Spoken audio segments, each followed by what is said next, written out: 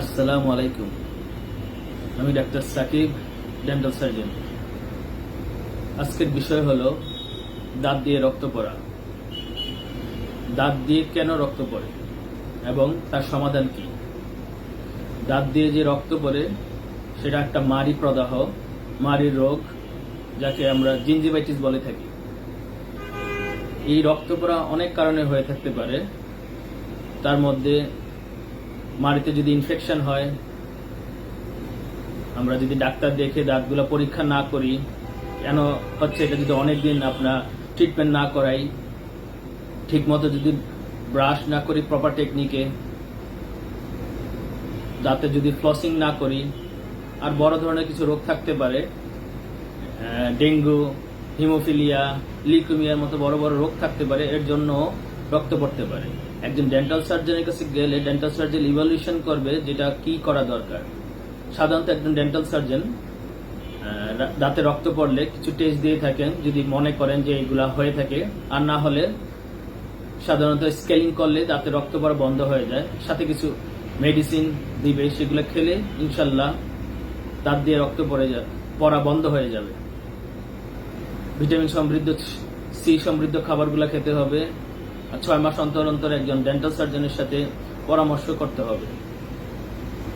আশা করি এই ভিডিওটি আপনাদের উপকার আসবে। হ্যালো ভিউয়ার্স, আসসালামু আলাইকুম।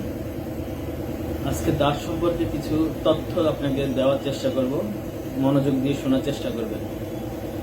সাধারণত দুধ দাঁত বাচ্চাদের বৃষ্টি হয় এবং বৃষ্টি দাঁতই পড়ে যায়। 6 মাস থেকে ওঠা শুরু করে দুধ দাঁত, 13 বছর পর্যন্ত পড়তে পারে।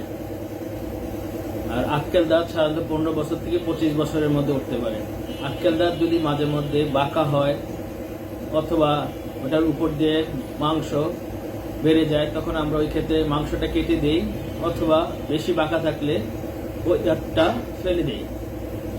দাঁতে যদি গর্ত হয়ে থাকে, যেটা আমরা ডেন্টাল ক্যারিজ বলে থাকি, সেই ক্ষেত্রে আমরা যত তাড়াতাড়ি সম্ভব ফিলিংটা করে নিলেই ভালো। যদি দেরি করে ফেলি, অনেক সময় দাঁতের ব্যথা হয়, তখন আমাদের রুট ক্যানেল করতে হয়। আর রুট ক্যানেল একটু ব্যয়বহুল, সময় সাপেক্ষ। তারপরে রুট ক্যানেল করার পরে ক্যাপ করা জরুরি হয়ে যায়। অনেক ক্ষেত্রে ব্যথা মুক্তভাবে রুট ক্যানেল করা যায়।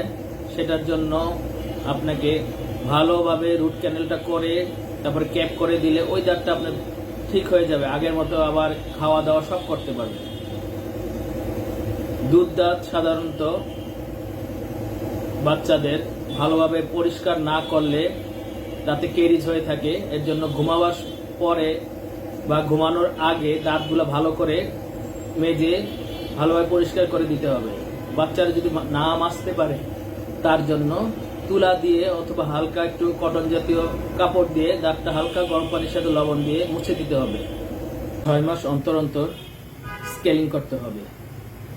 স্কেলিং করলে দাঁতের ময়লা, দাগ সব দূর হয়ে যায়। অনেকের ভ্রান্ত ধারণা থাকে স্কেলিং করলে দাঁত নড়ে যায়, মাড়ি সরে যায়। এগুলো একদম ভ্রান্ত ধারণা। বরঞ্চ এগুলা ময়লা থাকলেই আপনার দাঁত নড়ে যাবে, দাঁতে থেকে দুর্গন্ধ আসবে। তাই 6 মাস অন্তর অন্তর একজন ডেন্টাল সার্জন দ্বারা আপনার দাঁতগুলা স্কেলিং করে নেবেন। স্কেলিং করলে আপনার মাড়ি, ক্ষয় রোগ, তার দাঁতের দুর্গন্ধ, দাঁতের দাগ সব ঠিক হয়ে যাবে।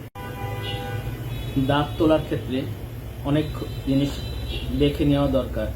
তার মধ্যে হার্ট ডিজিজ আছে কিনা, কিডনিতে সমস্যা আছে কিনা, লিভারের সমস্যা আছে কিনা, কোনো জন্মগত কোনো সমস্যা, রক্ত বন্ধ হয় না, এগুলা দেখে সাধারণত আমরা দাঁত তুলে থাকি। তাই এইগুলা ডাক্তারের কাছে লুকানো যাবে না। সবসময় সবকিছু বলে ক্লিয়ার থাকা ভালো, নয়তো ট্রিটমেন্টে অনেক সময় অনেক ঝামেলা সৃষ্টি হতে পারে। বাচ্চাদের দাঁত আঁকা বাঁকা থাকলে সাধারণত আমরা পার্মানেন্ট ডেন্টিশন, পার্মানেন্ট দাঁত ওঠার আগ পর্যন্ত আমরা করে থাকি না। সাধারণত 14-15 বছরের পরে গিয়ে আমরা দাঁত আঁকা বাঁকা ঠিক করার পরামর্শ দিয়ে থাকি। তা আজকে এই পর্যন্তই।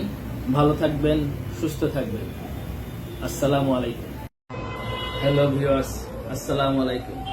আজকের বিষয়, ওষুধ খেলে কি দাঁত ব্যথা যায় বা দাঁতের রোগ কি সেরে যায়? না, ব্যথা একটু কমতে পারে কিন্তু দাঁতের রোগ সারবে না। তার জন্য আপনার ট্রিটমেন্ট করাতেই হবে। তাই ছোট অবস্থায়, প্রথম অবস্থায় যদি দেখাতে পারেন তাহলে অনেকখানি আপনার কাজ ভালোভাবে সম্পন্ন হবে, খরচও বাঁচবে, সময়ও বাঁচবে। যদি আপনি দেরি করেন বা কন্টিনিউয়াস ব্যথার ওষুধ খেতে থাকেন তাহলে একসময় আপনার লিভার, কিডনি এগুলোর সমস্যা দেখা দিবে। তাই যত দ্রুত পারা যায় ওষুধ কম খেয়ে, ওষুধ না খেয়ে ডাক্তারের পরামর্শ নিয়ে কাজ করতে হবে। তো আমরা যারা ডেন্টাল সার্জন আছে তারা আমরা দেখে অনেক সময় কিছু পেন কিলার বা অ্যান্টিবায়োটিক দিয়ে থাকি। সেটা ওই কাজ কতটুকু লাগবে তার উপর নির্ভর করে। অনেকে আবার ব্যথার জন্য ফার্মেসিতে গিয়ে ব্যথার ওষুধ খেয়ে থাকে।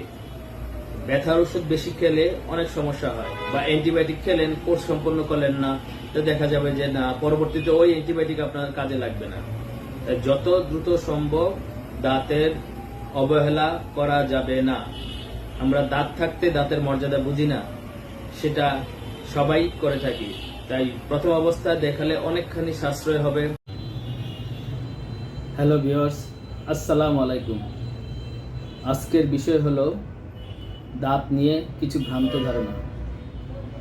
প্রথম এই বলে রাখি, আমরা অনেকেই মনে করে থাকি দাঁত তুললে চোখের সমস্যা হয়। এটা সম্পূর্ণ একটি ভ্রান্ত ধারণা। দাঁতের সাথে চোখের কোনো সম্পর্ক নেই। দুইটা নার্ভ সাপ্লাই দুই রকম। সুতরাং দাঁত তুললে চোখের সমস্যা হবে, এটা একদম সম্পূর্ণ ভ্রান্ত ধারণা। অনেকে মনে করে জোরে জোরে ব্রাশ করলে, অনেকক্ষণ ধরে সময় দিয়ে ব্রাশ করলে দাঁত পরিষ্কার হবে, দাঁতের জন্য ভালো। এটাও একদম সম্পূর্ণ ভ্রান্ত ধারণা। আমরা 2 মিনিট ব্রাশ করলে এবং আস্তে আস্তে উপর নিচ করে দাঁত ব্রাশ করতে হয়। বরঞ্চ বেশি জোরে জোরে দাঁত ব্রাশ করলে দাঁতের মাড়ি এবং দাঁত দুটাই ক্ষতিগ্রস্ত হতে পারে। অনেকে মনে করে থাকেন যে জিভটা পরিষ্কার না করলেও হবে। না, জিভ সবসময় পরিষ্কার রাখতে হবে। দাঁত ব্রাশ করার সাথে সাথেই জিভটা পরিষ্কার রাখতে হবে। মুখে দুর্গন্ধ হওয়ার জন্য জিভও একটা দায়ী। তাই জিভ পরিষ্কার রাখতে হবে। দাঁত পরিষ্কারের সাথে সাথে জিভ পরিষ্কার করতে হবে। অনেকে মনে করে যে শুধু একবার দাঁত ব্রাশ করলে হবে। না, একবার দাঁত ব্রাশ করলে হবে না। রাত্রে ঘুমানোর আগে ব্রাশ এবং সকালে নাস্তা করার পরে ব্রাশ। সাধারণত খাওয়ার পরে দাঁত ব্রাশ করা ভালো। আর রাত্রে যেহেতু আমরা ভালো করে ব্রাশ করে ঘুমিয়েছি, সকালে উঠে ভালো করে কুলকুচি করে নাস্তা খেয়ে তারপরে ব্রাশ করতে হবে। তারপরে অনেকেই মনে করে থাকে যে বাচ্চাদের দুধ দাঁত ব্রাশ করলে কি না করলে কি ওদের কিচ্ছু হবে না। কিন্তু না, বাচ্চাদের ঠিকমতো দাঁত ব্রাশ না করলে দাঁতে গর্ত হবে, কেরিজ হবে, যেটার জন্য ভবিষ্যতে পেইন হবে। এই পেইন বাচ্চাদের তখন ট্রিটমেন্ট করা আরও কঠিন হয়ে যায়। তাই বাচ্চাদের রেগুলার ব্রাশ করতে হবে। ব্রাশ না করলে দাঁতে গর্ত হবে, কেরিজ হবে, তার জন্য অনেক ট্রিটমেন্ট করতে হবে। বাচ্চা মানুষ অনেক সময় বুঝতে পারে না, বোঝানো যায় না। তার জন্য আগে থেকেই বাচ্চাদের যত্ন নিতে পারলে দাঁতের এইসব সমস্যা থেকে সমাধান পাওয়া যায়।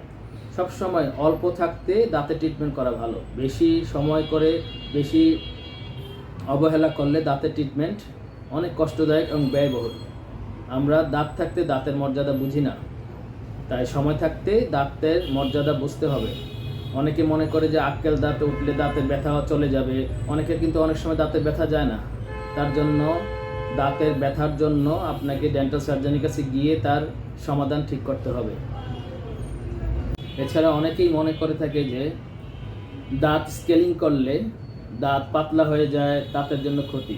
এটাও একটা সম্পূর্ণ ভ্রান্ত ধারণা।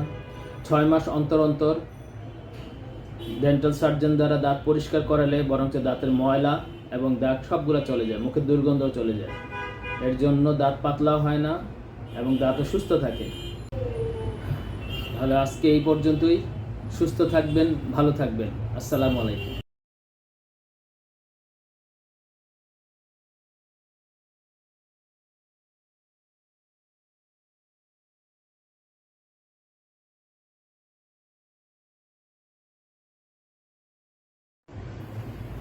হ্যালো ভিউয়ার্স, আসসালামু আলাইকুম। আজকের বিষয় হলো মুখের দুর্গন্ধ। আমরা অনেকেই কথা বলতে গেলে বিব্রত বোধ করি, মানুষের সামনে কথা বলতে পারি না মুখের দুর্গন্ধের কারণে। এখন মুখে দুর্গন্ধ কেন হয়? তার অনেকগুলো কারণ থাকতে পারে। এর মধ্যে আমরা যদি ঠিকমতো ব্রাশ না করি, দাঁতের মধ্যে যদি কোনো ক্যারিজ, ক্যাভিটি, গর্ত থাকে, সেইগুলো যদি ভরাট না করি, অনেক সময় আক্কেল দাঁত থাকে, আক্কেল দাঁত ঠিকমতো না ওঠাতে, বাঁকা থাকাতে ওই জায়গায় প্রচুর পরিমাণ খাবার জমে, তা থেকেও মুখে দুর্গন্ধ আসতে পারে। সেই ক্ষেত্রে আমরা একজন ডেন্টাল সার্জনের কাছে গিয়ে যেই সমস্যাগুলো আছে এইগুলো ঠিক করে নিতে পারি। অথবা কিছু সিস্টেমিক ডিজিজ থাকতে পারে, তার মধ্যে ক্রনিক ডায়াবেটিস, ক্রনিক সাইনোসাইটিস, লিভারের সমস্যা, কিডনি সমস্যা, আরও নানা কিছু রোগ থাকতে পারে। এইগুলো প্রথম অবস্থায় যদি একজন ডেন্টাল সার্জনের কাছে গিয়ে মুখে দুর্গন্ধ সমাধানটা জেনে নিতে পারি, তাহলে অনেক ক্ষেত্রে বড় রোগ থেকে আমরা বাঁচতে পারি। আমরা এনাফ 2 মিনিট ব্রাশ করতে পারাটাই এনাফ। ভালো করে দাঁত ব্রাশ করতে হবে, ফ্লসিং করতে হবে, খাদ্যকণাগুলা যাতে মুখের মধ্যে জমা না থাকতে পারে, তার জন্য অনেক ক্ষেত্রে আমরা ইন্টারডেন্টাল ব্রাশের কথা বলে থাকি। সেই ক্ষেত্রে এগুলো সব নিয়ম মতো পরিষ্কার করতে পারলে, সবকিছু ক্লিয়ারভাবে মেনে চলতে পারলে মুখের দুর্গন্ধ ইনশাল্লাহ চলে যাবে। ঠিকমতো ব্রাশ, জিভটা পরিষ্কার, আরো কিছু কিছু নিয়ম আছে, দাঁতগুলো স্কেলিং করার পরে কিছু মেডিসিন দেওয়া, এগুলো একজন ডেন্টাল সার্জন আপনাকে দেখে কি কি করা লাগবে সবগুলা বলে দিবে।